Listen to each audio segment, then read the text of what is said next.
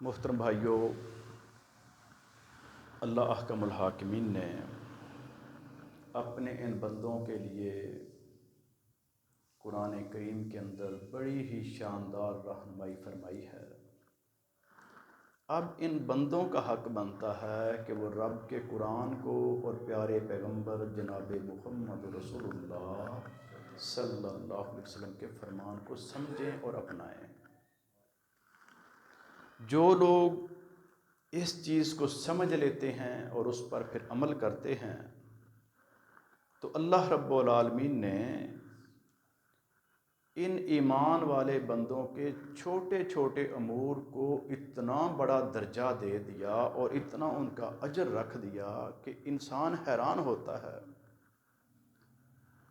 کہ یا اللہ، وہ عبادات جن کا تو نے بڑا ہی اجر بیان کیا ہے، بڑے فضائل بیان کیے ہیں، بڑا اعلیٰ رتبہ ہے، جب ہم وہ کرتے ہوں گے تو کتنا اجر دیتا ہوگا۔ جبکہ انسانوں کی، ایمان والوں کی حوصلہ افزائی کے لیے اللہ تعالیٰ نے چھوٹے چھوٹے کام کرنے پر ان بڑے بڑے امور کا، بڑی بڑی عبادات کا اجر لکھ دیا ہے۔ پچھلی دفعہ جس طرح سے بات چل رہی تھی کہ نبی مکرم علیہ السلام کے ایک جانثار سیدنا عقبہ بن عامر رضی اللہ تعالیٰ عنہ فرماتے ہیں کہ پیارے پیغمبر علیہ السلام نے فرمایا کہ جو شخص اچھے طریقے سے وضو کرے اور پھر پوری توجہ کے ساتھ 2 نفل پڑھ لے، اللہ تعالیٰ اس پر جنت واجب کر دیتا ہے۔ عمل بالکل چھوٹا ہے لیکن بنیاد اس کی توجہ ہے، خشوع و خضوع، للہیت، تقوی، ایمان، کہ جو وضو کرنا ہے وہ اللہ رب العالمین کی رضا کے لیے کرنا ہے اور نبی علیہ السلام کے طریقے پر کرنا ہے۔ بعض لوگ اپنی مرضی کا وضو کرتے ہیں۔ آپ نے دیکھا کبھی؟ آپ ہاتھوں سے اور اس کے بعد پھر کلی اور ناک کے اندر پانی اور چہرہ دھونے سے آغاز کرتے ہیں، وہ کہیں اور سے کرتے ہیں۔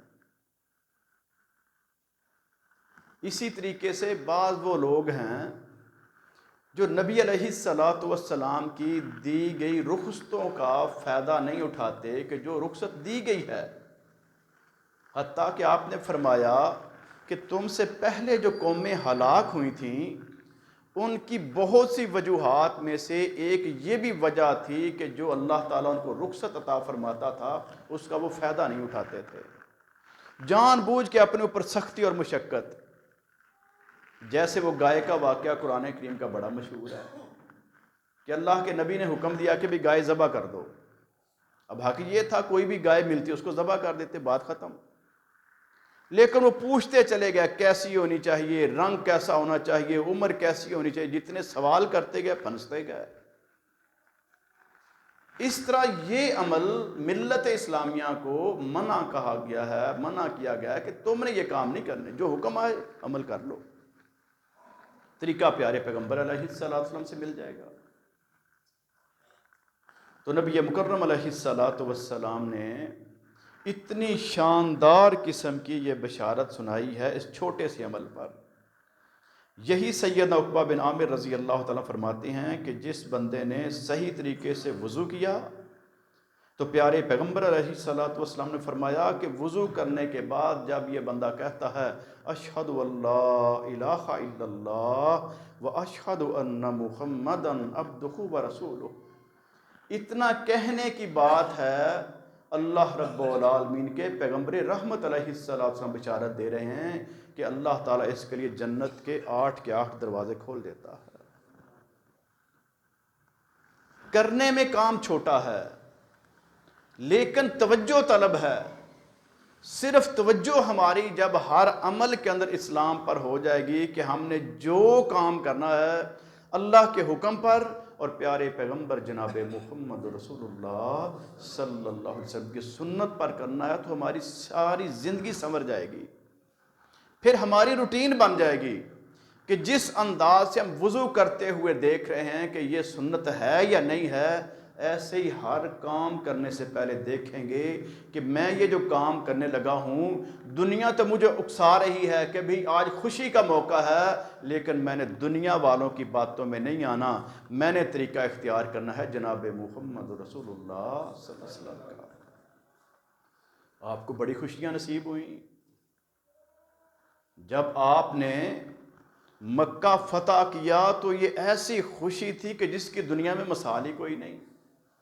جب آپ پر قرآن کریم مکمل ہوا تو یہ ایسی خوشی تھی کہ اس کی اور مثال ہی کوئی نہیں۔ جب آپ کے پاس بڑے بڑے وفد آ رہے تھے، بادشاہ آ رہے تھے، علاقوں کے گورنر آ کے اسلام قبول کرتے تھے، یہ بڑی فتوحات تھیں، بڑی خوشخبریاں تھیں۔ پیغمبر رحمت علیہ السلام کا اس وقت کردار کیا تھا؟ اپنے رب کا شکر ادا کیا کہ یا اللہ یہ تیرے فضل اور کرم کے ساتھ ہے، تیری توفیق کے ساتھ ہے، یا اللہ یہ خاص تیری رحمت اور برکت ہے۔ اس تمام تر خوشی کو اپنے رب کی طرف منسوب کیا ہے۔ یہی کام ہمارا ہونا چاہیے کہ ہمیں جو نعمت ملے ہم اللہ کا شکر ادا کریں کہ یا اللہ یہ تو نے عطا فرمائی ہے۔ اگر کوئی بندہ یہ کہہ دے کہ جناب میں نے تو محنت بڑی کی ہے، میرا تجربہ بڑا ہے، مجھے تو فن بڑا آتا ہے، میں بڑا ماہر ہوں اس چیز کا، یہ میری محنت کا نتیجہ ہے، انہی جملوں کے اندر سے پھر شیطان اس کو گمراہ کر لیتا ہے۔ جو سب سے پہلے ہم نے آیت کریمہ پڑھی نا کہ وہ شیطان پھر اس طریقے سے اس کو گمراہ کرتا ہے کہ اس سے شرک کروا دیتا ہے کہ یہ نعمت اور صلاحیت تو اللہ نے عطا کی۔ شیطان کہتا ہے نہیں، یہ تیری اپنی صلاحیت ہے۔ یہیں سے الحاد پیدا ہوتا ہے، یہیں سے کفر پیدا ہوتا ہے۔